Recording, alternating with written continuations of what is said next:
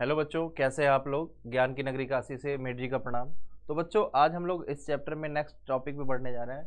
अभी तक हम लोगों ने एप्लीकेशन मेडिसिन में कैसा एप्लीकेशन है इसको समझते हैं। इसके पहले हम लोग एग्रीकल्चर में एप्लीकेशन था उसको समझा था। अब मेडिसिन के एप्लीकेशन को समझेंगे। देखिए, बायोटेक्नोलॉजी का मेडिसिन बहुत ज़्यादा यूज़ हो रहा है और बहुत हमारे लिए बहुत ही ये हेल्पफुल हुआ। अगर बायोटेक्नोलॉजी नहीं होता तो मेडिसिन में हम लोग बहुत पीछे होते अभी तक। तो यहाँ पे कैसे इसका फ़ायदा है और किस लेवल फ़ायदा है, चलिए आप उसको समझते हैं। तो बायोटेक्नोलॉजी में जो मेडिसिन है वो डिफरेंट रिकॉम्बिनेंट डीएनए टेक्नोलॉजी से डिफरेंट टाइप के मेडिसिन को बनाया गया। उसमें जो बहुत फेमस है इंसुलिन। इंसुलिन का प्रोडक्शन। इंसुलिन के प्रोडक्शन से हम लोगों ने ये मतलब डायबिटीज़ को क्योर करने में या कंट्रोल करने में बहुत हेल्पफुल रहा बायोटेक्नोलॉजी।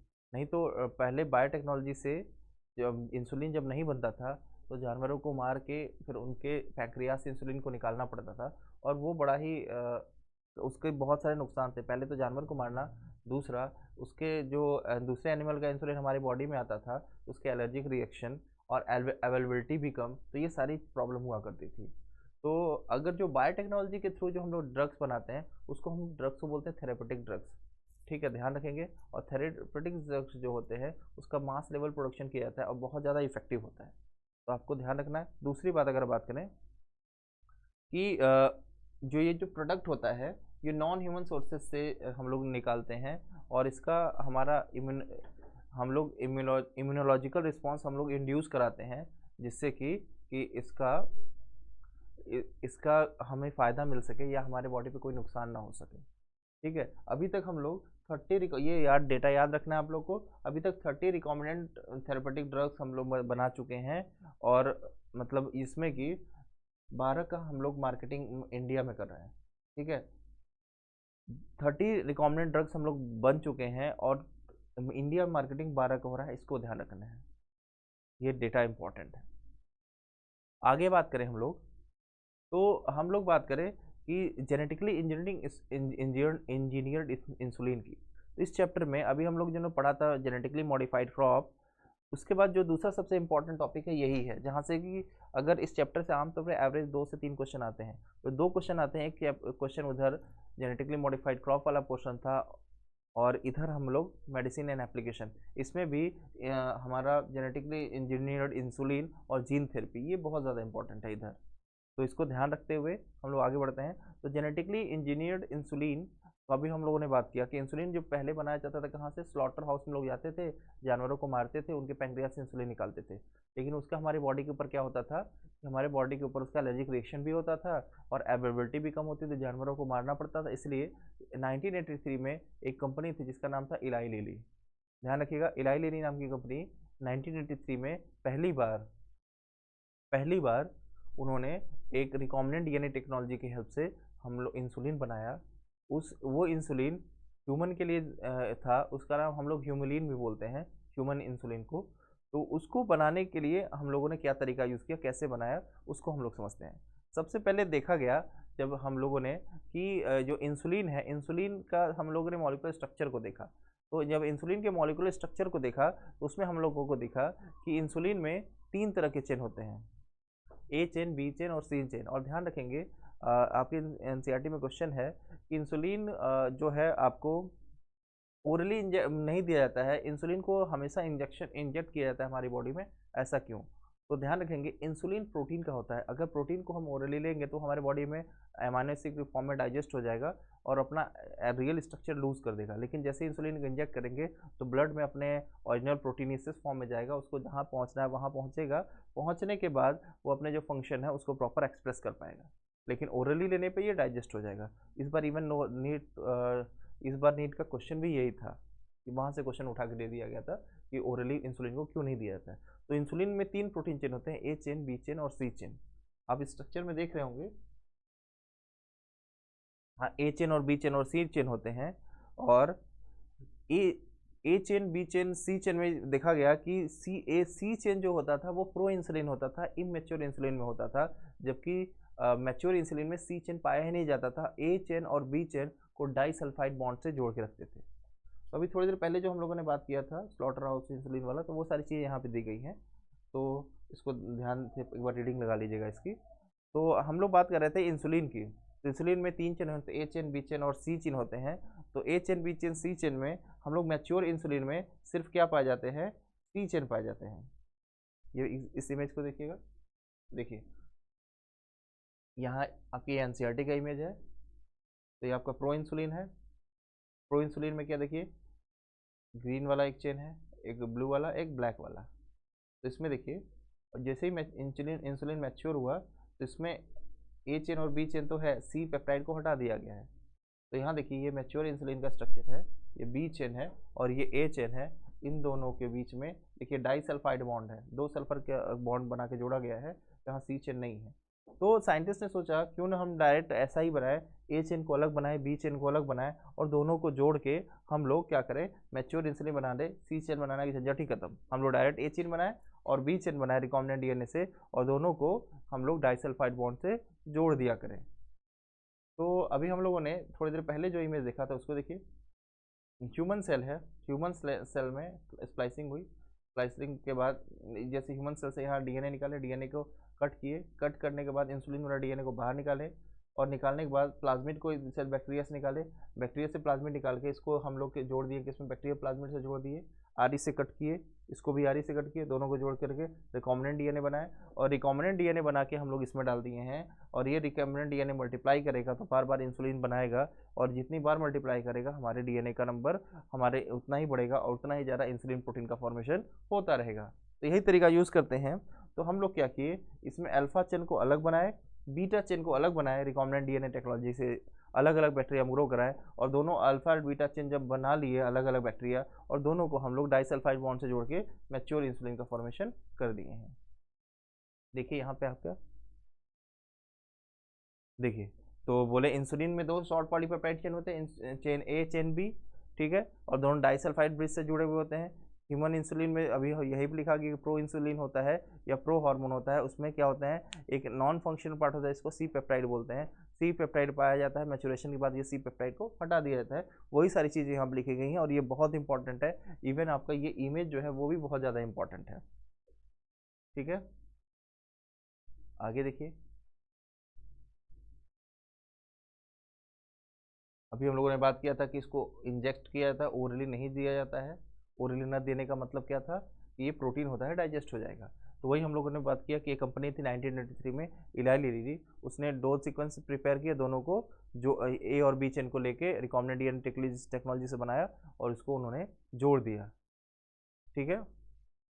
तो प्लाज्मिड जो ई कोलाई का होता है वो इंसुलिन चेन प्रोड्यूस करता है, और ए और बी को किससे जोड़ देते हैं, डाइसल्फाइड बॉन्ड से। ये बहुत इंपॉर्टेंट, आपके एग्जाम में कई बार आया हुआ, तो इसको आप ध्यान रखेंगे, ठीक है। तो ये था हमारा इंसुलिन बनाने का तरीका। उसके बाद हम लोग जीन थेरेपी में आते हैं। जीन थेरेपी में क्या होता है बच्चों कि हम लोग जो जीन है, बैक्टीरिया है या फिर ह्यूमन है, ह्यूमन में अगर कोई डिजीज़ हुआ तो उसके जीन को मॉडिफाई करके कैसे हम उस डिसऑर्डर से बच सकते हैं उसको समझते हैं।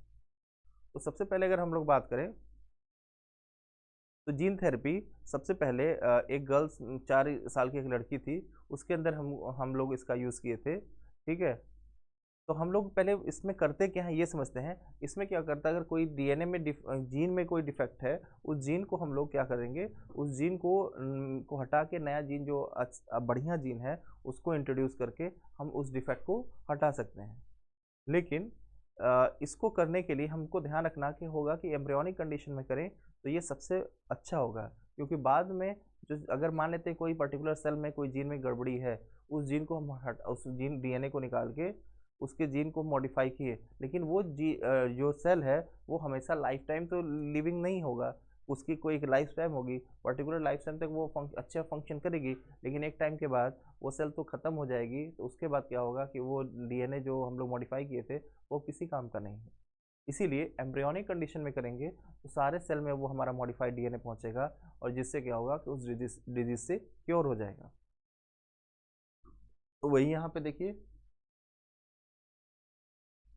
तो यहाँ पे एक अशांति अशांति डिसिल्वा है, वो फर्स्ट क्लिनिकल जीन थेरेपी इसी पे कराया गया था, ध्यान रखेंगे, फर्स्ट क्लिनिकल जीन थेरेपी किया गया था। 4 साल की तभी से इसका एक जेनेटिक डिसऑर्डर था। उस जेनेटिक डिसऑर्डर में क्या हो रहा था, उस जेनेटिक डिसऑर्डर का नाम था seeds severe combined immunodeficiency disorder, ध्यान रखेंगे उस जेनेटिक डिसऑर्डर का नाम क्या था, seeds severe combined immunodeficiency disorder, जो कि एक एंजाइम है एडिनोसिन डी एमिनेज। ये एडिनोसिन डी एमिनेज के डेफिशिएंसी से ये डिसऑर्डर हो रहा था, और ये एक्चुअली बी हमारे जो लिम्फोसाइट होती हैं WBCs उसमें गड़बड़ी कारण ये काम हुआ था। ध्यान रखेंगे फर्स्ट क्लिनिकल जीन थेरेपी जो स्टार्ट हुआ था 1990 में शुरू हुआ था, और ये इसमें 4 ईयर की गर्ल थी जिसका नाम था स्मिता डिसिल्वा। इसके अंदर एडिनोसिन डी एमिनेज नाम के एंजाइम की डेफिशिएंसी हो गई थी, ठीक है। और ये क्यों हुई थी, इसमें एक जीन का डिलीशन हो गया था जो कि इस एंजाइम का फॉर्मेशन कर रहा था, ठीक है। तो इसके ट्रीटमेंट के लिए उन्होंने क्या किया, बोन मैरो ट्रांसप्लांटेशन किया, ठीक है। बोन मैरो ट्रांसप्लांटेशन में क्या हुआ कि बोन मैरो WBCs बना रहे थे, अब उसी सेल को नया सेल इंट्रोड्यूस किया गया कि बोन मैरो को निकाल के उस सेल को डाल दिया गया जो कि ये मतलब जिसमें लिम्फोसाइट का फॉर्मेशन करें और उस लिम्फोसाइट में ADA का भी फॉर्मेशन हो। बोन मैरो ट्रांसप्लांट किया गया तो कुछ दिन के लिए चला, लेकिन बोन मैरो के सेल भी तो हमेशा इमोर्टल तो होते नहीं, उसकी भी तो अपनी कोई लाइफ टाइम होती है। तो उसके लिए ये कुछ समय के लिए क्योर हो गया था, ठीक है। तो ट्रीटमेंट बाय वही यहाँ पे लिखा गया है, treatment bye bone marrow transplantation enzyme replacement therapy injection of, ये बोल रहा गया है कि ये सारे कंप्लीटली क्योर मतलब हमेशा के लिए क्योर नहीं हुआ इससे। तो आगे हम लोग इसमें देखते हैं कि यहाँ पे देखिए कोई पेशेंट है, उसमें toxic level of adenosine deaminase का है, उसके सेल को निकालेंगे, कल्चर मीडियम में ग्रो कराएंगे, ठीक है। कल्चर मीडियम में ग्रो करा के उसमें डिफेक्टेड DNA को हटा के हम लोग जो cDNA हम लोग अपना कॉम्प्लीमेंट्री DNA बना के इसको इसमें अंदर डाल देंगे। डालने के बाद इसका जीन करेक्ट हो जाएगा, करेक्टेड DNA को ग्रो करा के उसके अंदर उस सेल को डाल देंगे। लेकिन बच्चों इससे नुकसान क्या हुआ, हम लोग तो मान लीजिए लिम्फोसाइट में DNA का करेक्शन करा के इसकी बॉडी में डाल दिए, लेकिन लिम्फोसाइट की तो अपनी सर्टेन लाइफ टाइम होगी। जब certain life time 1 week 2 week 10 week 3 week 4 week जैसे इसकी लाइफ टाइम है, जब तक इसकी लाइफ टाइम है लिम्फोसाइट की तब तक उसके बॉडी में फंक्शनल है। मतलब लिम्फोसाइट खत्म तो फिर से ये गड़बड़ हो जाएगा, तो मतलब बार बार हमको ये ट्रांसप्लांट करना पड़ेगा। तो इसीलिए ये भी कम्प्लीटली क्योरेबल नहीं था, इसीलिए बाद में जाके इसमें हम लोगों ने दूसरे तरीकों को खोजना शुरू किया। जब दूसरे तरीकों को हम लोगों ने खोजना शुरू किया तो हमें कुछ तरीके मिले, तो आइए देखते हैं।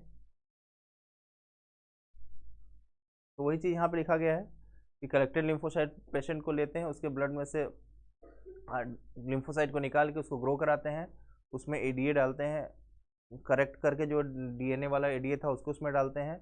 और इसको कैसे एनिमल सेल में डालेंगे, तो रेट्रोवायरस वेक्टर की हेल्प से करेंगे, ठीक है। और इसको बार बार निकाल के हमको डालना पड़ेगा, तो इसी लिखा है कि this should be periodically repeated by lymphocyte are not immortal. Lymphocyte immortal नहीं होती है, ठीक है। वही बोल रहा है कि ADA के जीन को अगर हम एम्ब्रियो में डालें अर्ली एम्ब्रियोनिक कंडीशन में तो ये परमानेंट क्योर होगा। देखिए बोन मैरो ट्रांसप्लांटेशन होगा लेकिन अर्ली एम्ब्रियोनिक कंडीशन में, अर्ली एम्ब्रियोनिक कंडीशन अगर 4 सेल 8 सेल 16 सेल का कंडीशन उस केस में डालें तो उस सेल में उसके बाद जितने बॉडी में सेल बनेंगे सब उसी सबसे तो बन रहा है, तो वो जो पूरा सेल है वो करेक्ट हो जाएगा, कोई दिक्कत नहीं रह जाएगी। इसलिए एम्ब्रियोनिक कंडीशन में बहुत सारे टेस्ट को कराया जाता है कि कोई एम्ब्रियोनिक कंडीशन में कोई जेनेटिक डिसऑर्डर तो नहीं हुआ। अगर जेनेटिक डिसऑर्डर है तो एम्ब्रियोनिक कंडीशन में क्योर करने के चांसेस बहुत ज़्यादा होते हैं और आसानी से हो जाते हैं। तो ध्यान रखेंगे जीन थेरेपी ऑफ ADA, इसका नाम है seeds severe combined immuno deficiency disorder, ठीक है। इसके बाद मॉलिक्यूलर डायग्नोसिस में क्या है, मॉलिक्यूलर डायग्नोसिस में क्या हुआ कि हम लोग जैसे हम लोग कोई डायग्नोसिस करना होता है तो हम लोग सीरम का एनालिसिस करते हैं, यूरिन का एनालिसिस करते हैं, तो हम लोग किसके लिए यूज़ करते हैं, अर्ली डायग्नोसिस के लिए, ठीक है। लेकिन अगर ये रिकॉम्बिनेंट DNA टेक्नोलॉजी से यूज़ किया जाए तो ये इसकी एक्यूरेसी थोड़ी ज़्यादा होती है, जिसमें टेक्नोलॉजी है PCR टेक्नोलॉजी है, recombinant DNA technology, PCR technology, ELISA, ये सारे हम तरीके से हम लोग क्या कर सकते हैं कि हम लोग अर्ली स्टेज में क्लियर कट डायग्नोसिस हम लोग करते हैं। जैसे PCR में क्या होगा, PCR ट्यूब में हम लोग PCR पढ़े थे, DNA को एम्पलीफाई करने के लिए यूज़ किया जाता है। तो अगर हम लोग के पास पैथोजन है, अगर हमारी बॉडी में किसी बॉडी में सस्पेक्टेड पैथोजन है, कुछ सिम्टम्स आ रहे हैं, तो उस समय क्या करेंगे, कॉन्सेंट्रेशन जो होता है का पैथोजन का बहुत ज़्यादा बढ़ चुका होता है। लेकिन जब लो कॉन्सेंट्रेशन में अगर हमारी बॉडी में होगा, सिम्टम नहीं आएगा, उस समय को डिटेक्ट करने के लिए हम लोग पीसीआर टेक्निक का यूज़ करते हैं। जैसे समझिएगा, जैसे मान लीजिए किसी को टाइफाइड हुआ, टाइफाइड कब पता चला, जब उसके बॉडी में सिम्टम आने लगे, चेक कराया गया तो हमको मिल गया। या कोई वायरल इन्फेक्शन हुआ, तो जब उसके वायरस का इफेक्ट हमारी बॉडी में दिखने लगता है, तब जाके उसका पहले डायग्नोस करवाते हैं कि कौन सा वायरस है या नहीं है, तब जाके ट्रीटमेंट करते हैं। लेकिन अर्ली स्टेज में अगर हमको ट्रीटमेंट करवाना है, उस समय वायरस या बैक्टीरिया का अमाउंट बहुत कम है, तो अर्ली स्टेज में डिटेक्शन प्रॉपर नहीं हो पाता है, तो उस समय पीसीआर टेक्निक का यूज़ करते हैं। पीसीआर करके डीएनए को एम्पलीफाई करके नंबर बढ़ा के चेक कर लिया जाता है। उस तरीके से हम लोग अर्ली स्टेज में हम लोग डिटेक्ट कर पाते हैं। उसके बाद अगर हम बात करें, यहाँ देखिए पीसीआर मशीन है, तो यहाँ पे जो पीसीआर मशीन में हम लोग इसका यूज़ करते हैं। तो uses of PCR, detect HIV suspected जो पेशेंट होते हैं, उनको डिटेक्शन में हम लोग यूज़ करते हैं। म्यूटेशन का हम लोग डिटेक्शन करना है कैंसर पेशेंट में। कोई अदर जेनेटिक डिसऑर्डर को हम लोग को चेक करना हो तो हम लोग पीसीआर का यूज़ करते हैं। ठीक है, यहाँ पे हम लोग प्रोब यूज़ करते हैं। प्रोब मतलब single stranded DNA RNA tagged with radioactive molecule. हम लोगों ने इसको डीएनए फिंगरप्रिंटिंग में भी देखा था।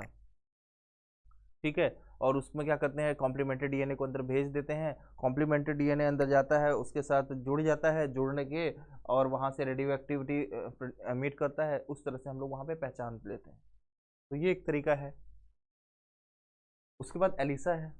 एलिसा क्या है, एंजाइम लिंक्ड इम्यूनोसॉर्बेंट एसिड। ये ध्यान रखेंगे, ये फुल फॉर्म भी आपके एग्जाम में आ चुका है। ये जनरली एंटीजन एंटीबॉडी इंटरेक्शन पे काम करता है। एंटीजन एंटीबॉडी इंटरेक्शन में क्या होगा कि हमारी बॉडी में इनिशियल कंडीशन में कोई भी एंटीजन आ गया, तो हमारी बॉडी में कोई एंटीबॉडी बन रहा है, उसमें कोई अगर एंटीबॉडी बना, उसमें कोई इंटरेक्शन हो रहा है, तो उस बेसिस पे हम लोग डिटेक्शन करेंगे। ठीक है, अब जैसे मान लीजिए एंटीबॉडी है, एंटीबॉडी एंटीबॉडी बाइंडिंग साइट है, जिसको आप लोग ह्यूमन हेल्थ एंड डिजीज में पढ़ेंगे उसके स्ट्रक्चर को। अब क्या हुआ कि यहाँ पे कोई लेवलिंग रिएजेंट है या कोई टारगेट है जिसपे कि एंजाइम आके जुड़ रहा है, इंटरेक्शन हो रहा है। जब इंटरेक्शन होगा तो हमारी इनिशियल हमारे बॉडी में अगर बहुत कम अमाउंट पे होगा, तो भी एलिसा क्या करेगा, उसको रिकॉग्नाइज करेगा, पहचान लेगा। तो इनिशियल कंडीशन में जब लो कॉन्सेंट्रेशन है, तो उस कंडीशन में एंटीजन एंटीबॉडी के इंटरेक्शन के बेसिस पे हम लोग के बॉडी में पता चल जाएगा कि ये कोई हमारे में पैथोजन है या नहीं है। तो ही ध्यान रखा, यहाँ पे लिखा गया है ये किसके प्रिंसिपल पे काम कर रहा है, तो बोले एंटीजन एंटीबॉडी इंटरेक्शन के बेसिस पे काम कर रहा है। ठीक है, तो बोले इसमें इन्फेक्शन जो पेशेंट है उसके अंदर एंटीजन जो बनता है, प्रोटीन, ग्लाइकोप्रोटीन, ईटीसी कुछ भी हो सकता है, वो हमारी एंटीबॉडी डिटेक्ट करती है हम उस पैथोजन के अगेंस्ट। तो उस बेसिस पे हम लोग एलिसा का यूज़ करते हैं। ठीक है बच्चों, तो यहाँ तक हम लोग का ये टॉपिक कंप्लीट हुआ।